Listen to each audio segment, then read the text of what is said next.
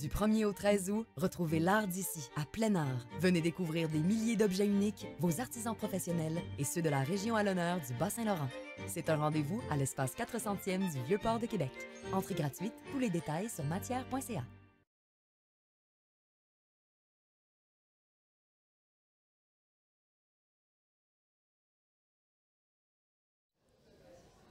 Bonjour et bienvenue au studio Métiers d'art dans le cadre de Plein Art Québec.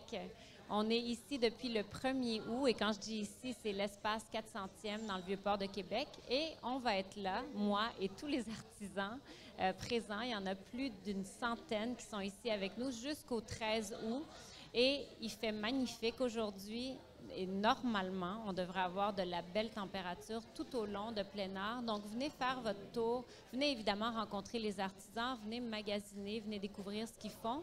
Mais venez aussi flâner parce qu'il y a un bistrot, il y a des chaises partout. Il y a moyen de boire un verre, de discuter avec une copine. Bref, il y a moyen de passer quelques heures, quelques belles heures ici, tout en découvrant ce qui se fait de plus beau chez les artisans québécois.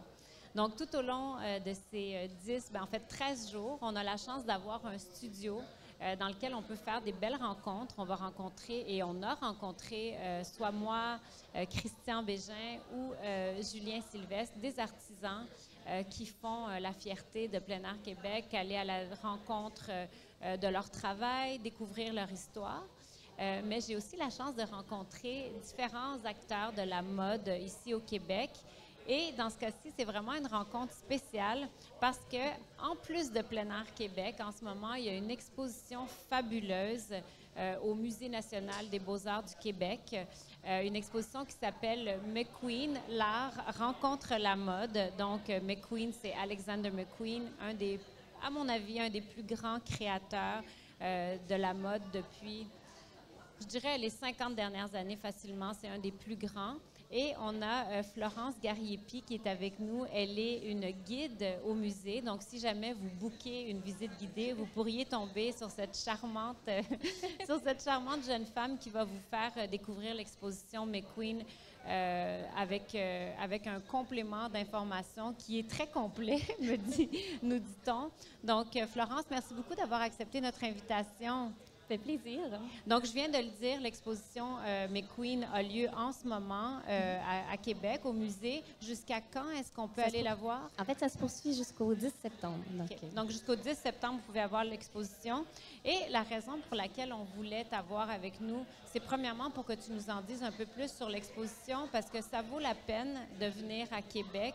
Ça vaut la peine de venir découvrir tout ce qui se passe au niveau culturel, au niveau de l'art, au niveau de la mode. Pourquoi est-ce que McQueen est une exposition incontournable? Oui, bien, sincèrement, on est extrêmement chanceux et l'accueil du public jusqu'ici est exceptionnel. Il faut dire que c'est une exposition qui sort un peu du cadre traditionnel, je crois, des expositions des dernières années, à tout le moins. Déjà, présenter la mode. Donc, on intègre en fait dans cette exposition-là des œuvres d'Alexander McQueen, bien sûr, qui nous ont été prêtées par le Los Angeles County Museum of Art, eux-mêmes qui avaient reçu une importante donation d'une dame qui s'appelle Regina J. Drucker. Donc, il y a 69 tenues de McQueen qui sont présentées dans l'exposition, mais qui dialoguent en fait avec des œuvres d'art, certaines issues de la collection du LACMA, et d'autres qui viennent de notre collection nationale, donc du Musée national des beaux-arts du Québec, aussi quelques-unes qui nous viennent du Musée des beaux-arts de Montréal, du Musée des beaux-arts du Canada. Donc, on voit aussi comment les créations de McQueen peuvent entrer en écho avec l'art d'ici. Et c'est un peu, en fait, à ça qu'on renvoie les gens dans l'exposition. On s'intéresse au processus créatif de McQueen, qui lui-même puisait dans différentes époques, dans différentes esthétiques pour créer ses collections. Donc, c'est un beau voyage à travers son processus créatif, à travers nos collections et avec le LACMA.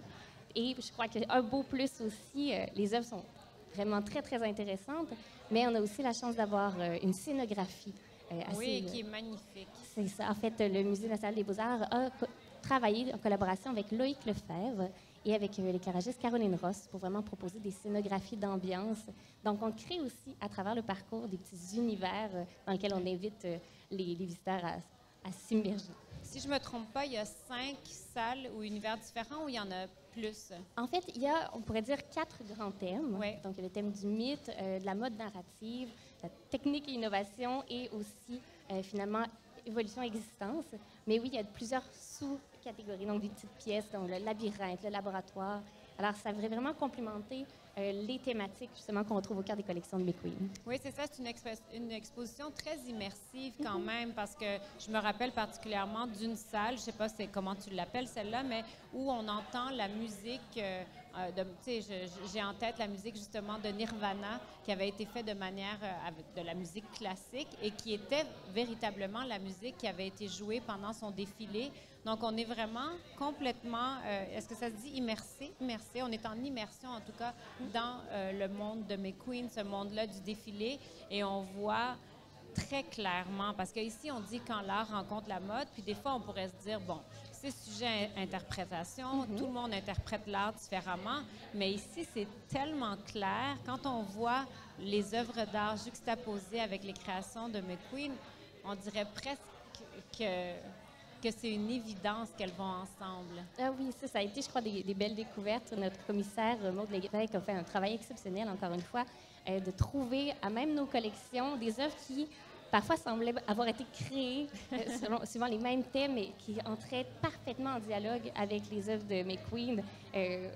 On imaginerait qu'elles font partie intégrante de l'exposition depuis le tout début. Et ça, c'est vraiment un plaisir. Oui, c'est ça, parce que quand on imagine le processus du designer, on sait qu'avant de vraiment créer sa collection, il y a toujours une espèce de mood board qu'il peut avoir dans sa tête ou qui est physique, où il rassemble tout ce qui l'inspire finalement. En tout cas, c'est comme ça qu'on l'imagine. Oui, c'est oui. souvent comme ça qu'on l'apprend aussi en école de mode. On fait son mood board et après, on fait sa collection.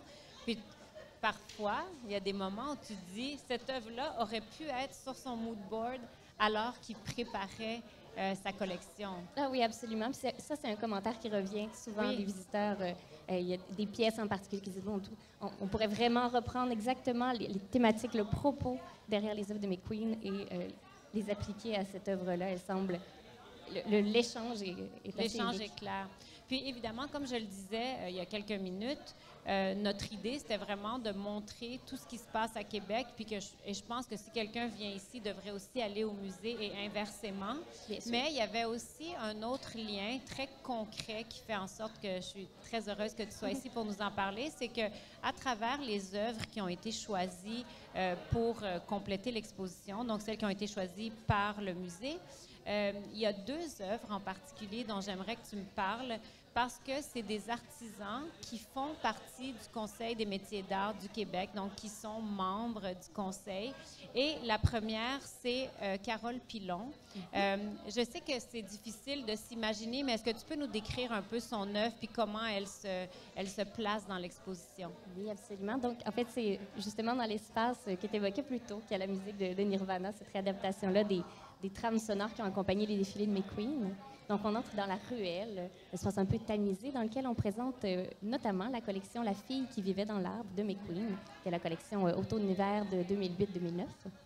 Et cette collection-là s'inspire de beaucoup de choses. Je pense que c'est une des plus complexes et celle qui a le plus de couches de sens dans celle qu'on a en ce moment dans l'exposition. Mais la trame de base, en fait, c'est l'idée d'une fille qui vit dans un arbre, qui quitte pour explorer le monde terrestre. Tout ça sur trame de l'Empire britannique, du règne de 2 grandes reines. Alors, on croise beaucoup d'inspiration, mais on a devant l'une des pièces de McQueen, une œuvre de Carole Pilon, justement, qui s'appelle Corps étranger 8, donc qui fait partie d'une production sous le thème des corps étrangers. Et c'est un buste en cristal moulé à la cire perdue qui se ramifie, en fait, semble s'enraciner vers le sol. Et donc, on emprunte à ce moment-là vraiment à l'imaginaire de cette forêt, de l'arbre aussi, qui était à la source de la création de La fille qui vivait dans l'arbre, cette collection. Et on pourrait complètement, en fait, transposer les inspirations de McQueen dans la forme. Il y a des échos avec les couleurs aussi de cette collection-là. Et bien sûr, bon, l'enracinement, cette espèce de métamorphose-là du corps, ça prête parfaitement au propos. Mais comme tu dis, c'est vrai que là, pendant que tu parlais, je pensais à toutes les œuvres que j'ai vues dans l'exposition. Puis c'est vrai que celle-là, c'est incroyable comment c'est près. La fille qui vivait dans l'arbre, et ici, c'est comme une fille qui naît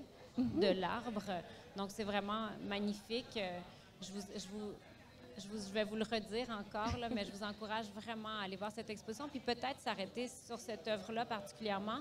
Et une seconde, donc la deuxième, c'est Amélie Proulx, j'allais dire Émilie, pardon. Amélie Proulx, même chose. Dis-nous un peu à quoi ça ressemble pour qu'on se l'imagine. Oui, en fait, c'est une pièce que j'affectionne particulièrement. Elle est tellement belle.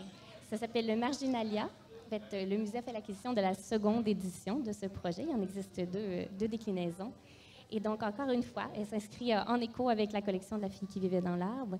Et c'est une installation, je dirais, un bas-relief en céramique qui est épinglé au mur, donc qui donne un petit côté très aérien, mais qui peut évoquer un peu la tradition du millefleur en tapisserie, donc quelque chose de la végétation qui est très intriqué, tout entrelacé dans l'œuvre d'Amélie Proulx, et qui est ponctué aussi de créatures fantastiques. Donc, quand on sait que McQueen, sur l'une de ses tenues, entre autres, va réutiliser des gravures, des songes d'une nuit d'été d'une réédition de 1908 par un artiste qui s'appelle Arthur Rackham, bien, le monde imaginaire que nous propose Amélie Proulx semble vraiment entrer en écho avec ça.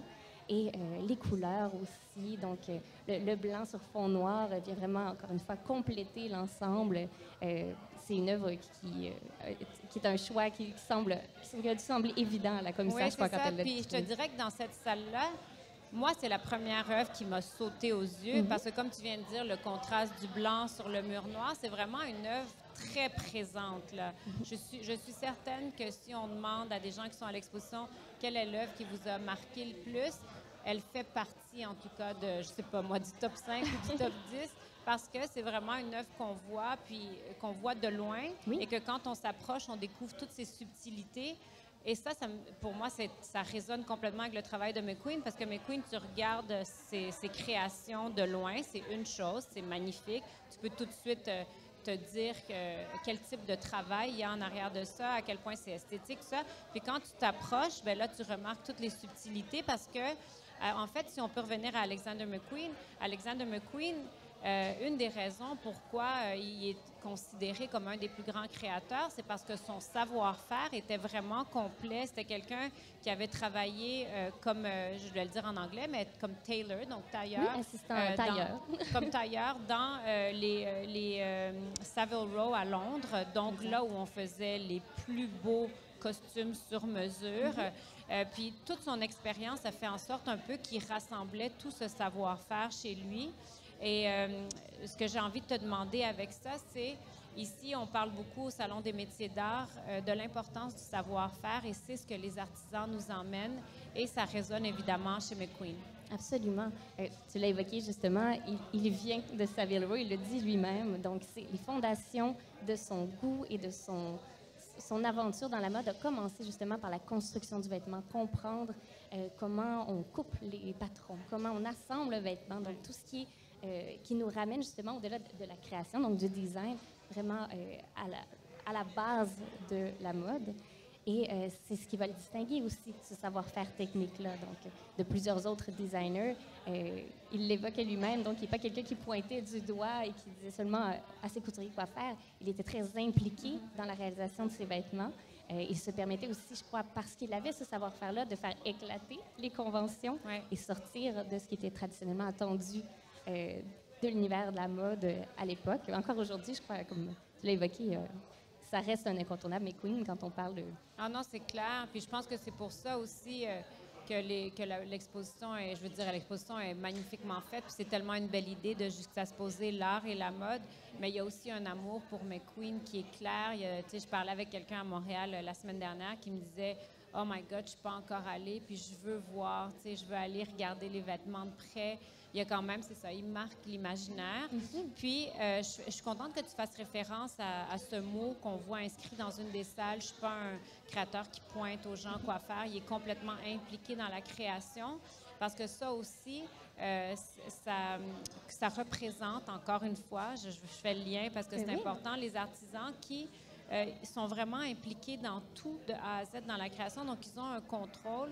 Ça fait en sorte que le produit ressemble vraiment à ce qu'ils avaient en tête. Et nous, quand on achète et qu'on décide de les soutenir en achetant leur création, bien, on justifie la beauté puis l'importance d'avoir participé au processus avec autant d'amour. Oui, c'est ça, il y a un soin du début à la fin, je pense, des projets de McQueen et de ceux de nombreux artisans, justement. Est-ce que tu sais, parce que moi, je suis pas mal certaine que oui, mais en même temps, j'ai pas l'information exacte. Est-ce que McQueen faisait souvent appel à des artisans, par exemple des artisans brodeurs, des artisans qui travaillaient dans le tricot, des choses comme ça, quand il faisait ses collections? Bien, il avait un atelier, donc c'est-à-dire qu'à différents moments dans sa carrière, oui, il y a des gens qui travaillent avec lui. Il va y avoir des collaborations aussi intéressantes, parfois juste ajouter un volet.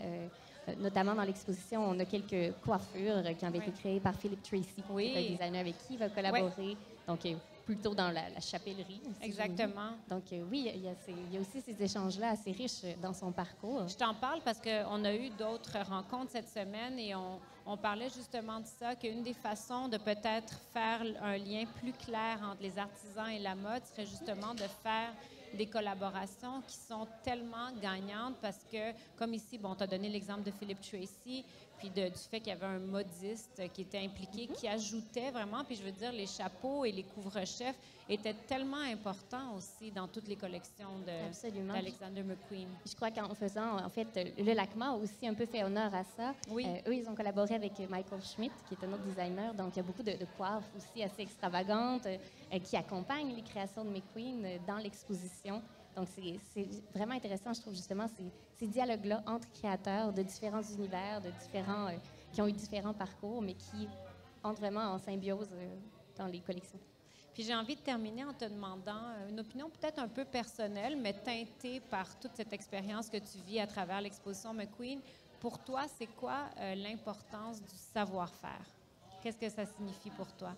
Ah, bien, c'est sûr que là, je retourne un peu à mes intérêts de recherche. J'étudie encore, en fait, je suis encore aux études et je m'intéresse beaucoup justement à l'implication des savoir-faire traditionnels dans la structure aussi sociale des époques. Et je crois que cette revalorisation-là qu'on a vue dans les dernières années, notamment, entre autres ici au Québec, des savoir-faire traditionnels, nous ramène à un contact avec la matière dans un monde qui se tourne quand même progressivement vers le numérique. Donc, c'est quelque chose qui est inégalé, je trouve, de recomprendre la matière, de rentrer en contact avec elle et de la revaloriser aussi à travers ces savoir-faire ancestraux qu'on réussit à ramener au goût du jour et à pousser encore plus loin à travers la créativité de nos artistes. Ah, merci. Je dois t'avouer que j'adore ta réponse parce que ça résonne encore une fois avec ce qu'on fait ici.